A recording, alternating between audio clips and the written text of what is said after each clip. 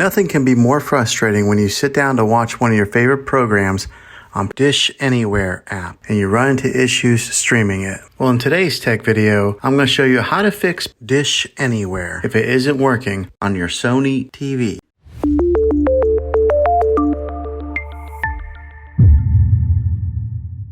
Let's see if we can fix your problems and get your Dish Anywhere back up and running as quickly as possible. The first one, it's the easiest one to try, and that's to unplug your TV from the wall outlet and wait 60 seconds. Now don't be impatient here, wait the whole 60 seconds, then plug it back in. This is very different from turning your TV on and off with your remote control. This is what we call a hard reset of your TV, so make sure you do this method. If that doesn't work, then find your router that is giving you Wi-Fi and unplug the power to that for 60 seconds. Then plug it back in. If it fixes it, great. If not, let's go ahead and move on to the next method. Try deleting Dish Anywhere on your TV. Go to wherever the apps are located on your system and remove the app altogether. Then reinstall Dish Anywhere again. After you reinstall it, you might have to log back in with all of your credentials, but hopefully this will work. And if that doesn't work, then I recommend buying an affordable Roku stick, Fire Stick, or Apple TV 4K and plug that into your TV and use that as your main streaming player. And you'll be able to access Dish Anywhere that way. I'll put links in the description down below of where you can get one. Well, hopefully this video was helpful for you.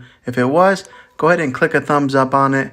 Go ahead and subscribe to my channel. I make tech videos all the time, and I would love to have you back in the next one. Take care.